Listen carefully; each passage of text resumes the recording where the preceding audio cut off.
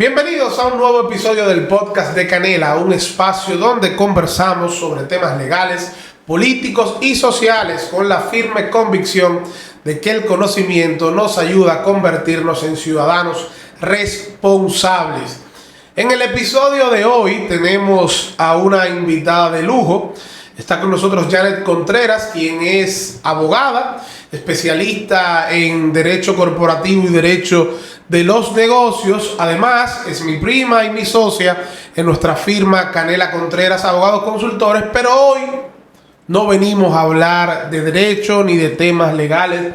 Hoy venimos a hablar de temas de la vida real, de lo que implica ser abogada, de lo que implica estudiar derecho, irse fuera, ser mamá, ser esposa, todos esos papeles que hay que combinar en el día a día de la vida, y que yo sé que mucha gente se va a sentir identificada, muchos jóvenes se van a sentir identificados y tal vez van a sentirse que no están solos y que el otro también pasa por lo mismo, y quién sabe si la experiencia de uno puede también ayudar al otro a tomar decisiones. Janet, gracias por aceptar esta invitación para este pequeño conversatorio. Ay, Manuel, de verdad que te doy las gracias yo a ti por esta invitación tan especial a este proyecto que sé que es muy especial para ti y lo tienes como un bebecito. Sí, ahí vamos, este proyecto poquito a poco tratando de echarlo hacia adelante, a pesar de ciertos amigos que no colaboran del todo en la producción de este podcast, pero eso es parte. Uno poco a poco trata de llevarle cada día un mejor contenido con una mejor producción, y en el día de hoy eso es lo que queremos, llevar contenido de calidad. Yo quiero empezar desde el principio, digámoslo así, del principio de la vida de todo abogado. Lo primero, cuando uno decide ser abogado, es tomar esa decisión, valga la redundancia, tomar esa decisión de estudiar derecho. Y ahí va mi pregunta. En mi caso, por ejemplo, yo tenía varias opciones. A mí me gustaba mucho la comunicación y me salió en el test de aptitud el tema de la comunicación. Incluso hasta coqueteé un poco con economía. Me planteé la duda si debía estudiar economía, pero al final me fui por el derecho. En tu caso, ¿cómo se da esa toma de decisión de quiero ser abogada? Mira, Manuel, al igual que tú, obviamente tenía varias opciones. A mí me gustaba la publicidad mucho, la arquitectura, hasta ponderé la opción de medicina por mi familia. Claro. Pero yo creo que todos ustedes ponderaron la opción de medicina en algún momento. La verdad que hubo gente en mi casa que sabía desde que nació que quería hacer. Claro. Ese no fue mi caso para nada, o sea... Saludo a Cintia. Ajá. Pero la realidad es que creo que lo que me hizo tomar esa decisión de elegir derecho fue ver realmente cuál era la práctica de ese profesional que estaba buscando. O sea, porque muchas veces uno entra y que, bueno, me gusta mucho la matemática o me gusta mucho el arte, entonces voy a estudiar arquitectura o voy a estudiar negocio o cosas así, como que tú, por lo que implica estudiar esa carrera, decides estudiar esa carrera. Y creo que la forma de verlo es qué va a hacer ese profesional en su día a día y si eso a ti te gusta y te llena. Porque al final, como todos sabemos, bueno, los jóvenes no, pero la gente que ya estamos practicando la carrera que elegimos, la universidad es muy distinta a la realidad. Entonces, al momento de yo ver como las diferentes cosas, okay, que hace el publicista, que hace el arquitecto, que hace el abogado, realmente me enamoró del derecho. El hecho de que tú tienes a esa persona que confía plenamente en ti y tú le vas a resolver ese problema, o le vas a hacer esa negociación, o vas a mitigar esos riesgos a la hora de hacer cualquier transacción. Entonces, por eso me decidí estudiar derecho. Y que la gente muchas veces incurre en el error que ser abogado es tener saco y corbata y toga y birrete, y no necesariamente es así. Claro. O sea, yo creo que tú eres muestra fehaciente de que no hay que obligatoriamente ponerse una toga y un birrete, y tampoco ponerse un saco y una corbata. Totalmente, y bueno, te diría que yo soy como anti eso, o sea, como que para mí es, a pesar de que la profesión siempre ha sido una profesión muy tradicional, etcétera, creo que hay que ir rompiendo un poquito el paradigma, o sea, hay que ser un poquito más práctico, eso nos ayuda a nosotros a conectar mejor con nuestro cliente, a llegar un poco más. Me voy a ir un poquito más hacia adelante, pero creo que la pregunta es válida por lo que tú acabas de decir. Siempre te hemos visto en tus redes sociales, sobre todo un tiempo para acá, que hablas de simplificar el derecho. Dices un eslogan que ahora mismo no lo recuerdo bien, pero sí sé que el objeto final es como que hacer que los temas legales sean más simples de lo que normalmente nos lo pintan. Sí, mira, el slogan es Business Law Made Simple, y la realidad es que la idea detrás es que para mí yo siento como que el abogado se mira como con miedo, como que, bueno, yo tengo un abogado cuando tengo un problema, o no quiero tener un abogado porque eso quiere decir que estoy en un lío. Y la realidad yo creo que te debería ser diferente, o sea, tú deberías de tener a tu abogado como tu aliado. Así como tú buscas un médico y te haces chequeo rutinario para estar bien y no tener que llegar a la clínica, así yo siento que debería ser el rol del abogado. Tú tienes ese abogado de confianza que si tú estás planeando hacer X o Y cosas en tu vida, bueno, chequear ese lado legal, a ver si tú lo estás haciendo bien. Entonces, para mí, eso es lo que yo he querido transmitir en mis redes sociales. O sea, simplificar esos temitas legales que tenemos todos los días. Quiero comprar un carro, quiero comprar una casa, ¿qué hago? Como desmitificar como la complejidad de ese tipo de transacciones para que la gente entienda que uno, no hay que tenerle cuco al abogado, o sea, miedo, o que somos una persona que tú vas a buscar cuando estés en un lío. Obviamente, cuando tú en un lío te vamos a ayudar como quieras. Son muy importantes para eso también. Exacto, pero como que somos esos aliados en muchos puntos de tu vida. Claro, eso es fundamental. Y yo creo que por esa misma cuestión de cómo históricamente nos han vendido a los abogados, en muchas ocasiones la gente dice, no, mira, desde que tú involucras a un abogado se complica la cosa. Exacto. Y eso es, yo creo que un chip que hay que ir sacando de la cabeza de la gente. No, al contrario, involucrar a un abogado puede simplificar las cosas, porque hay muchas veces que nosotros podemos realmente hacer que lo que se veía un poco complicado se pueda hacer y ver de una manera más simple. Más adelante vamos a volver otra vez a ese tema, pero quería tocarlo por eso de que dices de que cuando tomaste la decisión no necesariamente la tomaste pensando en el abogado tradicional, en el del alma de la toga, claro, sino en ser un abogado tal vez un poco más moderno. Sé que estudiaste aquí la carrera aquí en República Dominicana, luego te vas a estudiar en Boston University una maestría en Derecho Bancario. En Derecho Bancario. Eso conlleva un reto, irse a estudiar fuera. Y aquí van dos preguntas. Número uno, ¿por qué Estados Unidos? Y número dos, ¿qué fue lo más difícil de irte a estudiar fuera? Tanto tal vez en lo personal como en lo profesional, lo académico. Mira, te diría, bueno, la primera pregunta, ¿por qué Estados Unidos? La realidad es que cuando estaba en el colegio, hice un programa en una universidad en Estados Unidos y una de las oportunidades que tuvimos fue visitar diferentes ciudades y diferentes universidades. Y fui a la ciudad de Boston y me fascinó. O sea, cuando te digo me fascinó, me pareció una ciudad espectacular, bella, pero lo que más me gustó de esa ciudad es que tenía una juventud universitaria que estaba con la necesidad de aprender, rica en conocimiento, y por eso no es sorpresa que hay un número de buenas universidades en la ciudad de Boston. Sí, claro. Es una ciudad donde tú te sientes como que la gente quiere aprender y quiere ser profesionalmente exitoso. Entonces, realmente siempre tuve ese deseo de estudiar en esa ciudad. Entonces, a la hora de hacer mi maestría, obviamente, ponderé y evalué otras universidades. Claro. Me llamaba mucho la atención el derecho bancario y los trámites legales detrás de todas las cosas bancarias, y entonces decidí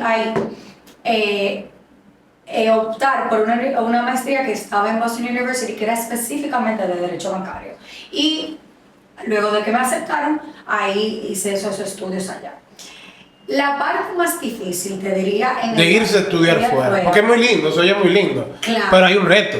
Sobre todo uno aquí que vive, como dicen, debajo de las alas de su padre, de su papá y su mamá, en su mayoría, o de la persona con quien tú vivas, pero que vive en un ambiente de cierta protección. Mira, la realidad que una de las cosas más difíciles fue vivir sola. O sea, yo soy una de 4 hermanas. Tenía, vamos a decir, un roommate for life, porque yo dormía con una de mis... Primero dormíamos las 4 juntas, pero después nos separamos 2 y 2, o sea que yo siempre tenía una persona con quien dormir, y hablar, y conversar y convivir, vamos a decirlo así. Y hacer cosas sola a mí me costó, porque yo siempre tenía una persona que no era solamente mis hermanas, porque Manuel y yo, además de ser primos, somos vecinos. O sea que si no estaba una de mis hermanas, estaba alguno de mis primos.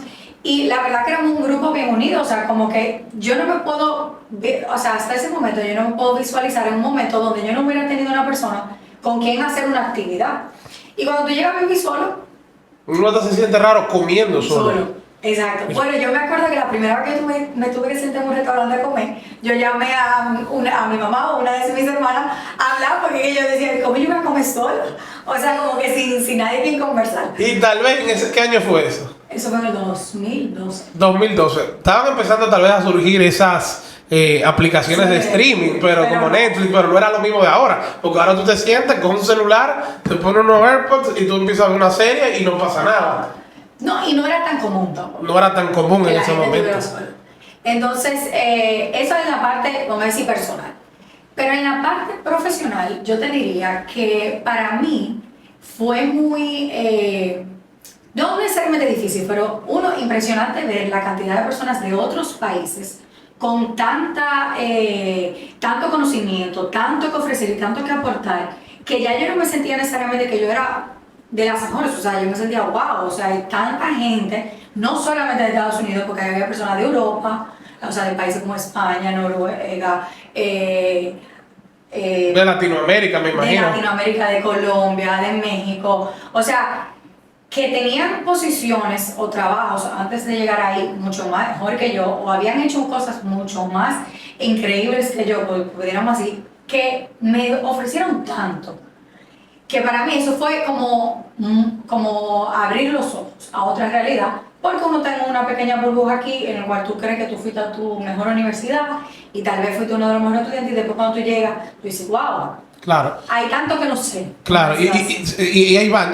Fuera de lo académico, porque lo académico tal vez todo el mundo sabe que Boston University es excelencia y que los profesores seguramente eran excelentes, pero fuera de lo académico, ¿qué aprendizaje te deja a ti haberte ido a hacer esa maestría en esa universidad en los Estados Unidos, haberte separado de tu casa y haberte ido para allá?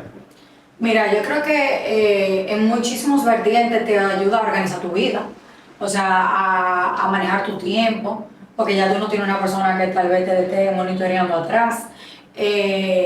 Usualmente en Estados Unidos los profesores son muy como que tú tienes que hacer tu propio camino, y si tú quieres hacer trabajo bien, pero si tú no lo quieres hacer tampoco, y como que no están como constantemente diciéndote como que esto te va a quitar puntos, es como que tú tienes que entregar tu trabajo cuando lo tengas que entregar, pero nadie te va a decir, ay mira, no lo entregaste, como que... Uno creía que eso era la diferencia entre el colegio y la universidad, que hasta cierto punto uno lo ve, cuando uno sale del colegio o de la universidad, uno es mucho más autónomo, pero todavía ya es... Mucho más, inclusive yo te diría que para mí, una de las cosas más como increíble era que te daban los materiales que tú te tienes que leer, que a veces eran como 5 o 6 veces más de lo que de la universidad tú tenías que hacer en un semestre. Y había que leer eso, o sea, había que tener esa clase aprendida antes, el profesor es más un moderador que tanto darte una cátedra como tal, que había gente que iba con preguntas y con los casos y experiencias que tú tienes, tú vas nutriéndote más, como que es mucho más, o sea, como que mucho más libre, pero a la vez, si tú no haces el trabajo, entonces no le saca provecho. Claro, claro. Y entonces yo diría que como que a mí lo que más me ayudó personalmente, como que esa organización, tanto en la cosa financiera, de que tú tienes una cantidad de dinero para vivir y tú dividir ese dinero en tu comida, en tu alquiler, en tu teléfono, en salir o no salir, Eso por un lado, organizar tu vida académica y entender qué tú le pones prioridad y a qué no.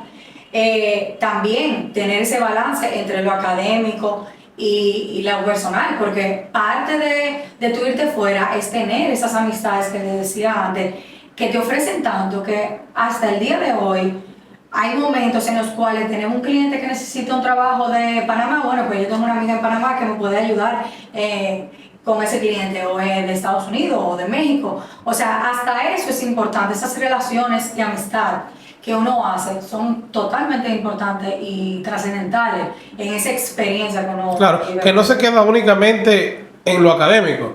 Claro. Porque al final del día lo académico es parte, pero al final las relaciones interpersonales y ese crecimiento que uno puede tener, yo creo que es fundamental. Y bueno, tú no lo confirmas aquí. Haces tu maestría, me parece que hiciste una segunda maestría. Sí, yo hice un MBA. Un MBA. Y ahí va la pregunta, ¿cómo relacionar un MBA, que es un máster en administración de empresas, cómo relacionarlo con el derecho? ¿Y por qué entendías que podía aportarte a tu carrera? Mira, estudiando la carrera de Derecho Bancario, me di cuenta que la parte de Derecho tenía muchos conocimientos, pero había cosas de administración o de negocios que yo no tenía la profundidad que me hubiera gustado, porque yo entendía que para yo poder dar un buen consejo legal a un cliente con una problemática de negocio, tenía que por lo menos poder hablar ese mismo lenguaje.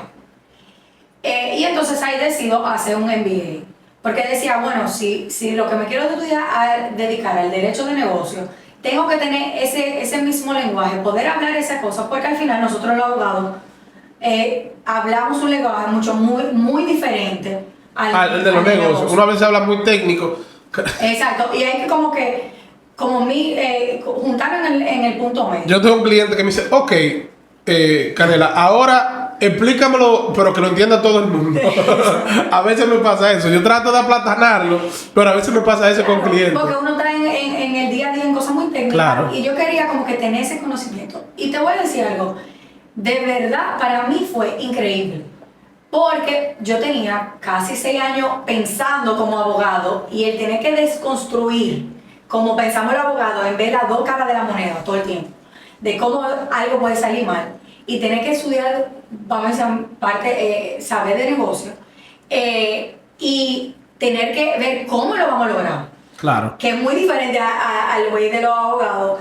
Y ver todo ese tipo de conocimiento del otro lado de la moneda, que yo lo veía como de las legislaciones, de los procesos. Ahora ver cuál es la lógica, por qué hacemos esto, cómo nos conviene. La verdad que para mí fue increíble. Sí, y que yo creo que eso es algo que a veces los abogados caemos en el error, y es que perdemos de vista cuál es el objeto del negocio. O sea, a ti te llama un cliente que tiene una empresa, un cliente que vende Pampers, por ejemplo. Óyeme, al cliente no le interesa tener la razón en una demanda. Al cliente lo que le interesa es vender Pampers y no tener el problema de esa demanda. Claro está, pero tú no puedes perder de vista que el cliente lo que tiene es un negocio, y que el objeto de ese negocio es generar dinero. Entonces, totalmente, al final del día, uno tiene que tratar de cuando da cualquier consejo legal, tratar de que ese consejo legal sea útil para ese negocio en específico. No, y cuantificar los riesgos. Claro. Cuando yo estaba en Estados Unidos. ¿Cuánto le cuesta?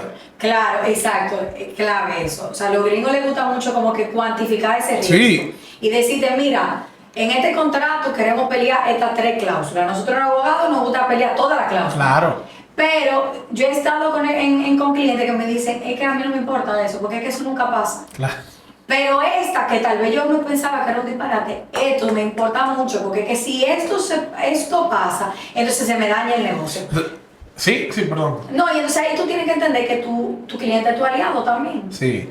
Y eso es clave, poder traducir ese lenguaje legal al lenguaje del cliente, que pueda ser útil, lógicamente, porque no que tú vas a descuidar tu parte, pero que tú entiendas también cuál es la parte del cliente que tiene importancia.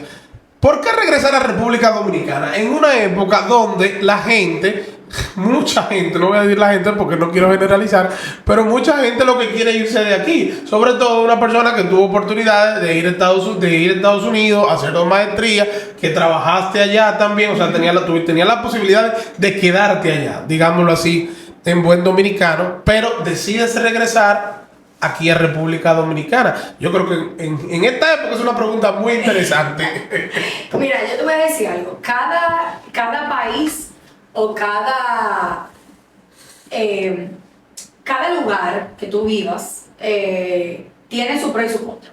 Y la realidad es que todo el mundo entiende que irse fuera es mejor que vivir en República Dominicana, o mucha gente, no voy a decir todo el mundo. Pero cada lugar tiene su pro y su contra. Y luego de yo tener a mis hijas, yo me sentí muy sola. O sea, me sentí muy sola porque yo tuve una niñez. Porque tú tuviste tus hijas allá. Tuve mis hijas allá. En el proceso. En el proceso. Y ¿Formaste familia entonces en Estados Unidos? Y luego de tener a mis hijas allá, cada vez que venía acá, me sentía con ese como, vamos a decir, como vacío de tener ese cariño y ese amor y esa complicidad que crecimos. Claro. O sea, porque la realidad es que crecimos todos, digo, tú y yo, y te incluyo, crecimos teniendo a nuestros familiares inmediatos con nosotros, pero sobre todo teníamos los tíos, los abuelos, nos íbamos para la finca los fines de semana, los veranos estábamos todos juntos, llegamos a campamento juntos también, claro. Los cumpleaños y el sentirme como parte de la sociedad, como los fueron nuestros padres, o siguen siendo nuestros padres, que tú te encuentras una gente en un restaurante, te juntas con tus amistades, todavía el día de hoy tus amistades del colegio son tus amistades de adultos. Eso me hacía falta, me hacía mucha falta, como que sentía que eso no tenía un valor, vamos a decir, monetario, y me iba a dar más felicidad, y por eso decidimos mi esposo y yo regresar al país. Es como dice el anuncio de la tarjeta aquella, de la tarjeta de crédito, que hay cosas que el dinero no puede comprar. Entonces eso es una realidad. O sea, Claro. por más que te pueda ofrecer una sociedad, tal vez la más avanzada o de la más avanzada del mundo, hay un vínculo tal vez con esa tierra de uno que lógicamente va con lo familiar, va con lo Claro. social, que hace que jala a uno, digámoslo así. No, y te diría más, mira, y no, con esto no quiero decir que yo no tenía amistades, ni no tenía una comunidad, porque en cada sitio donde yo me mudé, Sí. tenía amistades, nos sentíamos bien, o sea, eso no fue un tema tampoco como que no podíamos seguir viviendo ahí. Pero no, tú no tienes tu mamá, tú no tienes tu abuelo, tú no tienes los primos, o sea, ahora nuestros hijos comparten juntos también. Sí. Pero te diría que también otra cosa clave es que la realidad, y gracias a Dios, ambos, mi esposo y yo, tenemos carrera en la cual nosotros nos podemos desarrollar y tener una vida buena aquí. Porque otra conversación hubiera sido si mi profesión no me hubiera permitido tanto ejercer, o sea, tener una buena vida en otro país como tener una buena vida aquí. Sí, si tú te hubieses dedicado tal vez a algo que tuviera que... Desarrollo de software, por ejemplo. Exacto, que tal vez no hubiera sido algo que yo viera futuro en República Dominicana, por lo menos no en lo inmediato. Exacto, la conversación no fuera la misma. O sea, que la realidad es que también influye qué carrera tú decidiste, cuáles son las oportunidades que tú ves. Obviamente, como todo comienzo, todo da trabajo. Tanto Sí. aquí como en otro país, porque también eso es otra cosa como que no se habla mucho. O sea, al final, por ejemplo, para yo ser abogado en Estados Unidos y ejercer la carrera allá, me costó mucho. O sea, yo tuve que Tuviste que pasar el bar. pasar el bar y lo tuve que pasar en todo estado. Ah, sí, porque no aplica para el mismo estado. Exacto. O sea, tú tienes que tomar uno por cada estado. O hay alguno que te vale para varios estados. Mira, hay algunos exámenes que se te pueden convalidar en varios estados, pero tú tienes que hacer un proceso por cada estado que vivas. Hay algunos que requieren que tú cojas el examen y hay otros que no. O sea, por ejemplo, como yo hice esa maestría en Boston, me abría la oportunidad de coger el bar de Nueva York. Ok. Y ese lo pasé, pero al momento que pasé el bar de Nueva York, no ejercí en Nueva York más de 5 años de carrera, o sea, como abogado. Sí, como abogado. Y me mudé a Missouri. Y tuve que coger el bar de nuevo porque no era el mismo examen, ahora creo que es el mismo examen, pero en ese momento no era el mismo examen, sino que en el estado de Nueva York tenía un examen diferente al de Missouri. Entonces tuve que coger ese examen de nuevo para poder optar por esa licencia de Missouri también. Entonces, al final, muy lindo, sí, pudiste trabajar como abogado, te hubiera podido quedar, pero a mí me tomó muchos dolores de cabeza y muchas páginas para la izquierda para poder tener esa... ¿Qué tiempo tú viviste en Estados Unidos? O sea, desde que te fuiste la primera vez a hacer tu maestría y regresaste ya a República Dominicana. Yo duré casi 8 años. Casi 8 años. Entonces la gente cree que de ahora para ahorita. No. O sea, no es que me fui y que ya hice la maestría, tengo el bar y estoy trabajando en una oficina de abogado. No, y te puedo decir que fue muy difícil conseguir trabajo también. O sea, bueno, la realidad es que yo duré más tiempo en Estados Unidos. Me casé, mi esposo estaba haciendo su especialidad en Estados Unidos también. Y cada lugar que fuimos, o sea, para mí era un reto conseguir trabajo porque eran mundos diferentes, en el cual tú tenías que tratar de buscar trabajo.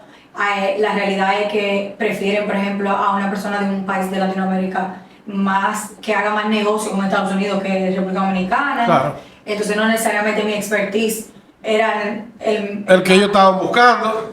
Hasta que por fin encontré un trabajo que me encantó, que duré 3 años trabajando allá y pude ejercer la carrera de Derecho y aprendí muchísimo. Okay. Pero lo que quiero pintar con esto es que todo camino que uno elija tiene sus dificultades. Claro. Y todo tiene su pro y su contra. Porque como una cosa te digo la otra, hay cosas que aquí no funcionan tan bien y uno quisiera que funcionara como en Estados Unidos. Claro. Pero hay otra cosa que Estados Unidos tiene que, oye, no tienen delivery de colmado. Claro, no todo, eso es la realidad, y no todo es color de rosa. Te quería preguntar, Janet, cuando decides regresar a República Dominicana ya con tus 2 hijos, decides emprender un negocio, teniendo una familia que atender, niñas de edad chiquita, porque todavía tus hijas son chiquitas. ¿Qué edad tienen?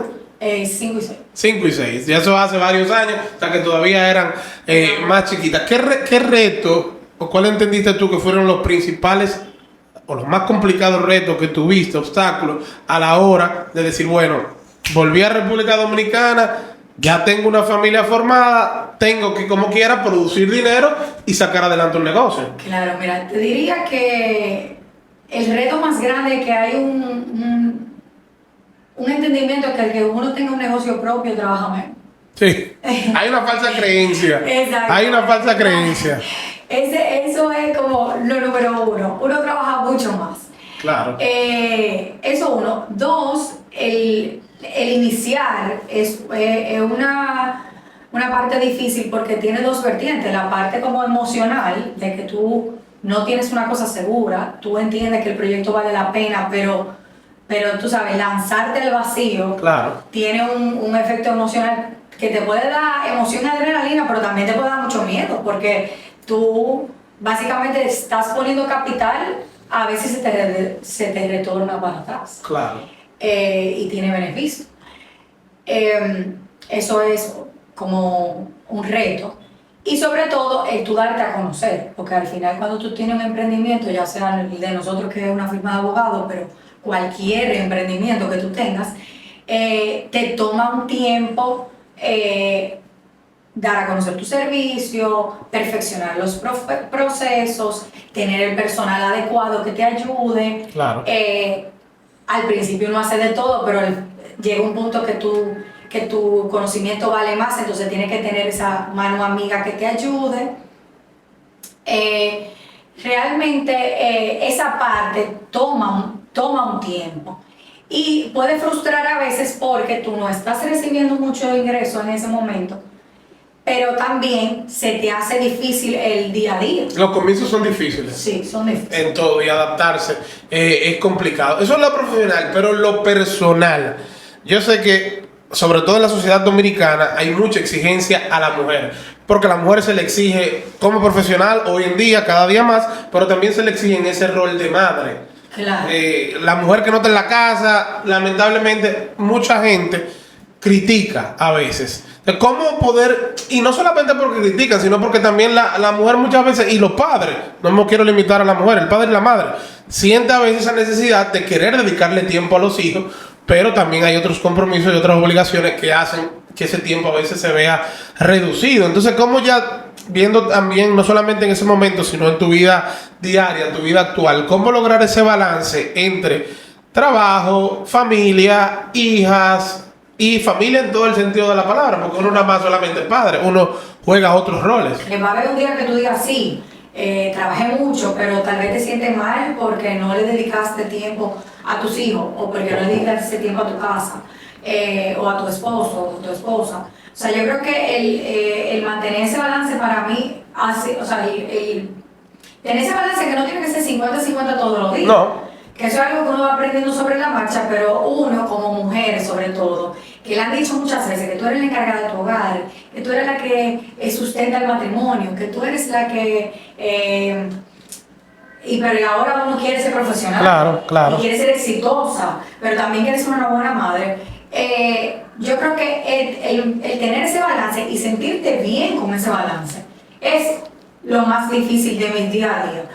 Que yo he tratado de hacer, entender que no siempre voy a estar 100% de acuerdo con las cosas, no siempre tal vez me va a tomar un poco más de tiempo, porque me pasaba muchas veces que tal vez como profesional quería estar en un punto, pero no estaba ahí por mis otros roles, o me puede pasar como mamá también, o como esposa. Entonces uno tiene como que entender y ser un poco menos dura con uno mismo. Hay que manejar la culpa. Exacto. O sea, ¿cómo manejar esa culpa? Eso yo creo que es como parte de la clave, cómo uno poder manejar esa culpa. Y también, porque a veces la culpa es con uno como profesional, pero también la culpa de uno como padre. Y también algo que yo he aprendido y que siento que tal vez a los hombres se le inculca más en esta cultura es que también uno tiene que tener tiempo para ti. Claro. Porque a medida que tú estés bien contigo, tú vas a poder ser mejor esposa, mejor madre, mejor profesional. Y, por ejemplo, mi esposo siempre ha tenido un hobby que es jugar soccer. Sí. Y yo me pongo a pensar que yo he dicho... ¿Cuál es tu hobby? Beber Coca-Cola y hablar disparate. Entonces, como que hay que hacer ese esfuerzo sí. de cada persona tenga su tiempo para ti también. Diría mi esposa, cuida de mí para cuidar de ti. Exactamente. Bueno, María Luisa es una excelente persona para hablar de estos temas y poner en check esa culpa, como tú dices. Pero para mí eso ha sido lo más difícil en lo personal. Balancear y como que sentirte bien con ese balance. Claro, y hay algo también que yo creo que, y ahí tú también me darás tu opinión, porque yo vivo muchas de las cosas que también tú vives, porque al final uno es padre también, y uno también tiene ese sentimiento. Yo creo que hay algo que a veces a uno le hace mucho daño y es el tema de las comparaciones. Uno muchas veces se compara.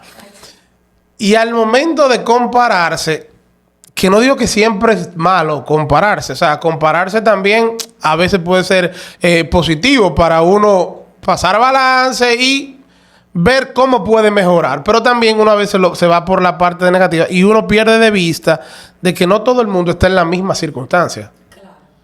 No, es que no todo el mundo tiene lo mismo ideal.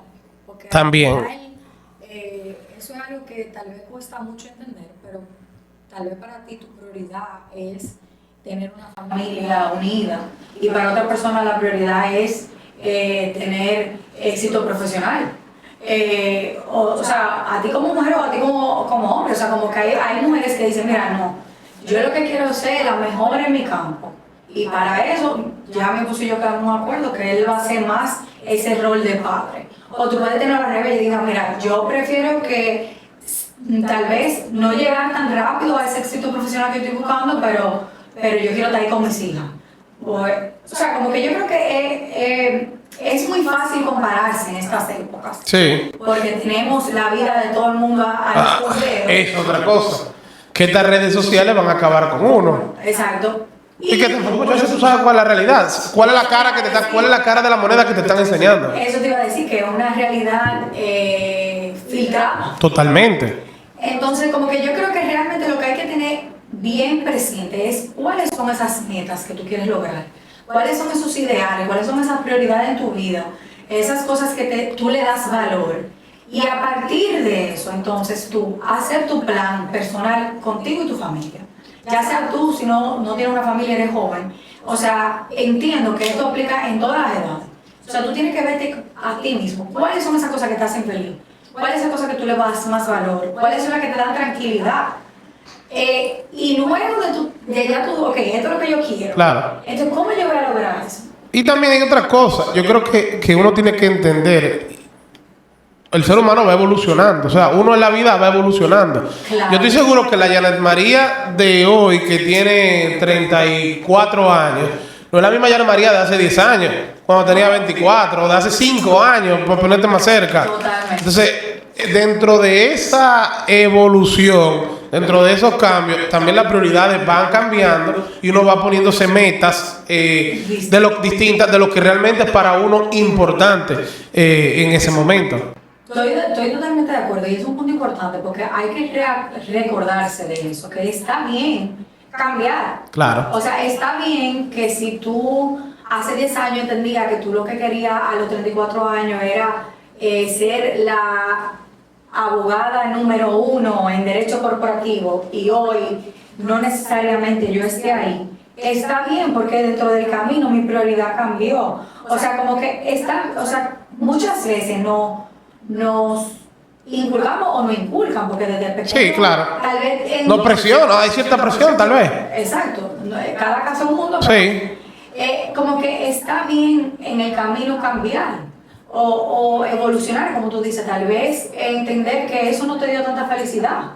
Porque tú sabes la cantidad de gente que tú ves que hicieron X cantidad de cosas y después deciden que no quieren hacer más nada y se hacen un camino totalmente diferente. claro. Dirá, ¿cómo puede ser? Y realmente, oye, viendo el don del minuto. Claro. ¿Tú sientes que hay una desesperación ahora en la juventud de tenerlo todo como que un poquito más rápido de la cuenta? Porque yo siento como que la gente no quiere vivir los procesos ahora. Sí, yo te diría que sí. Yo también. Y me incluyo, a veces peco de eso. O sea, no digo la juventud sacándome, no. A veces yo también peco de eso y digo, pero que uno no avanza. Yo creo que son muchas cosas. Porque me comparo con el que ya llegó. Claro, yo creo que son muchas cosas. Yo creo que no era que antes no se tenían esos sentimientos de que tú querías llegar rápido, sino que tú no tenías tanto punto de comparación necesariamente para saber si estoy llegando a un más. También tenemos más necesidades falsas. Sí, creadas. Consumismo, exacto, etc. Pero también yo creo que se habla mucho de que la juventud ahora, y yo creo que no es todo el mundo que tiene ese afán de tenerlo rápido y tenerlo fácil. Yo también creo que hay una juventud que está trabajando duro, que quiere hacer mejor, simplemente tal vez tiene una forma distinta de hacer las cosas. O sea, como que se habla de Gen Z, que no, sí, que no sirven, pero eso no es así obligatoriamente. Yo no creo que sea así, yo simplemente creo que lo que tal vez era prioridad para la generación de nuestros padres, que era trabajar duro, ir a la universidad y viaje, no se puede, hay que trabajar. Ahora, gusto, no. Nos hemos dado cuenta, y yo creo que tú lo puedes ver en ti, en mí, en nuestras amistades, que oye, ok, yo quiero trabajar duro, quiero tener una buena vida, pero yo también quiero disfrutar un poquito. Claro. Y entonces yo no creo que necesariamente eso esté mal. Yo no quiero como que la juventud se sienta como que no confían en nosotros. ¿No? Pero que creo que hay que tener cuidado con todas esas herramientas que tenemos. Al lado, no llevarnos todo del consumismo, no llevarnos todo de las redes sociales. No, o sea, como que hay que buscar un balance. Exacto. Y yo creo que esa es la palabra que me llevo de esta agradable y provechosa conversación, es el balance que uno puede buscar en su vida, en todo. Desde que uno arranca la carrera universitaria, desde que uno decide qué estudiar, no ir a ningún extremo. Yo creo que los extremos pueden ser negativos, y algo también, aprovechar las oportunidades que te va presentando la vida en el camino. Oportunidades que pueden ser de tipo profesional, pero también que pueden ser de tipo personal. Janet, para mí de verdad que un placer haberte tenido en este episodio del podcast de Canela. Muchísimas gracias por tu tiempo. No, gracias a ti por la invitación y espero que me den más invitaciones. Sí, no, claro. Tú sabes que hay conversaciones pendientes, porque hoy tuvimos una conversación de la vida real, pero quedarán pendientes conversaciones de tipos legales que hay que también orientar a la gente. Así que nada, señores, será hasta una próxima ocasión del podcast de Canela. Dice.